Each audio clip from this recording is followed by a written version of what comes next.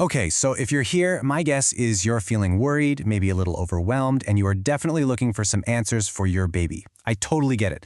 The whole point of this explainer is to clear things up and give you a simple, actionable plan based on some solid info from McMaster Children's Hospital. Right, let's jump in. It all starts right here, doesn't it? That gut feeling that something's just not right. Maybe your little one is crying all the time, or you're seeing rashes pop up, or you're dealing with what feels like endless tummy troubles. You know your baby better than anyone, so trust your instincts. You're doing the right thing by looking for answers. So what could actually be causing all this? Well, a really common culprit is something called cow's milk protein allergy, or CMPA for short. Let's break down what that is and what signs you should be looking out for. So here's how it works. When you eat or drink dairy, some of those cow's milk proteins can pass into your breast milk. Now, for most babies, that's no big deal at all. But for a baby with CMPA, their little immune system sees those proteins as an invader and launches an attack.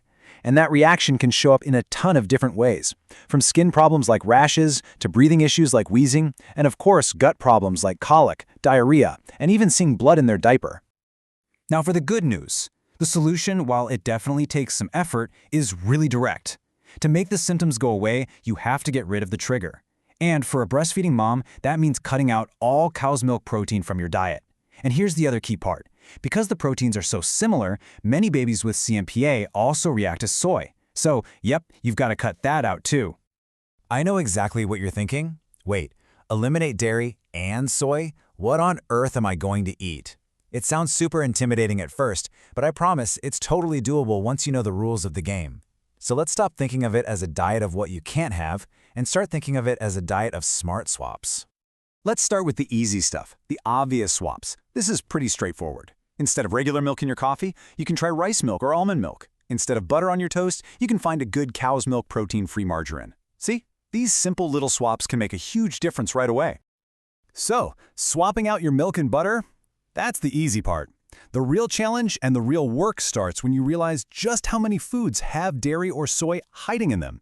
And they're often listed under names you'd never even recognize. This is where you have to become a bit of a food detective.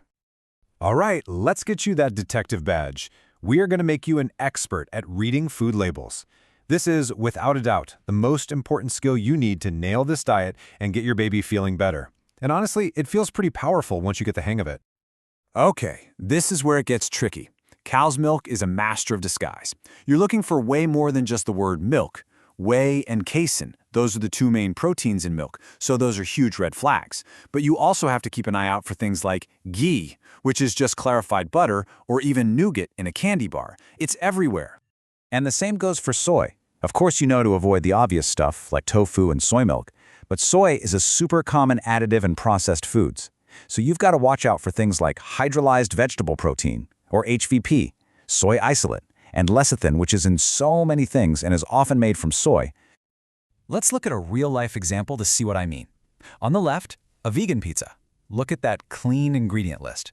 But check out the standard pizza on the right. Even before you get to the obvious mozzarella cheese, you see sour cream hiding in the ingredients for the sauce. This is a perfect example of how dairy can be lurking where you'd least expect it.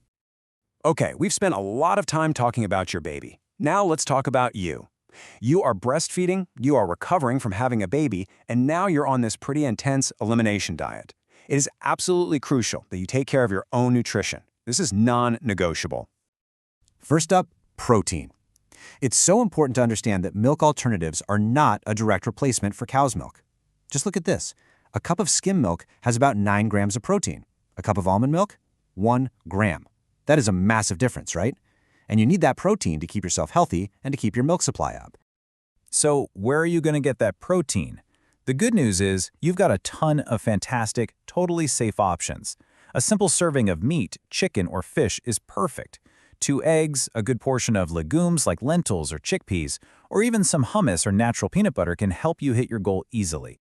The other major nutrient we have to talk about when we cut out dairy is calcium. Your body needs a lot of it when you're breastfeeding.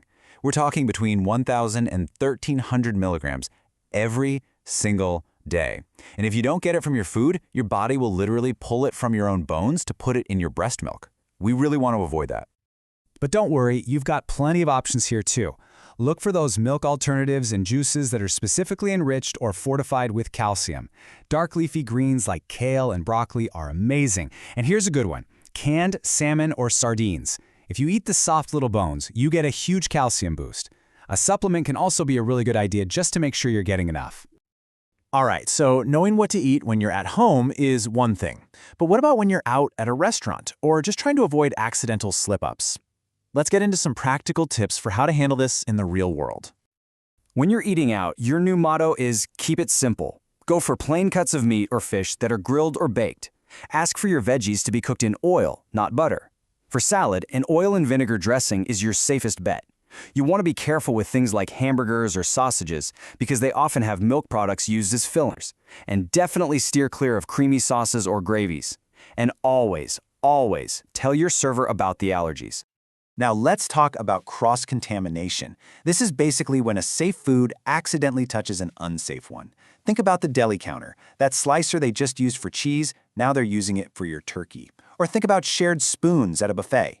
For a really sensitive baby, even the tiniest trace can be enough to cause a reaction, so you just have to be mindful of these things. Okay, I can't stress this next part enough. While a list of safe brands can be a good starting point, you have to remember this. Companies change their ingredients all the time without any warning. The only way to know for sure that a food is safe is to read every single label every single time you buy it. This has to become your new #1 habit. So after all this work, reading all these labels, the huge question on everyone's mind is, am I gonna have to eat like this forever? And for most of you, the answer is a very, very hopeful no. Let's take a look at what the future probably holds. There is so much room for optimism here.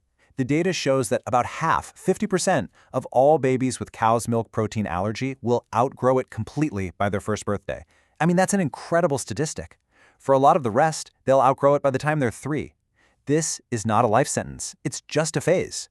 And at the end of the day, just remember this. Yes, it's work. Yes, it takes a lot of vigilance, and it definitely takes some getting used to. But seeing your baby happy and comfortable and finally thriving, that is the biggest reward there is. It is so, so worth it. Look, this whole thing can feel enormous. I get it. But you don't have to tackle it all at once. So ask yourself this: what's one small, manageable thing you can do right now, today? Maybe it's just swapping the milk in your coffee for almond milk, or maybe it's just picking up your favorite loaf of bread and reading the label. Just start with one thing. You've got this.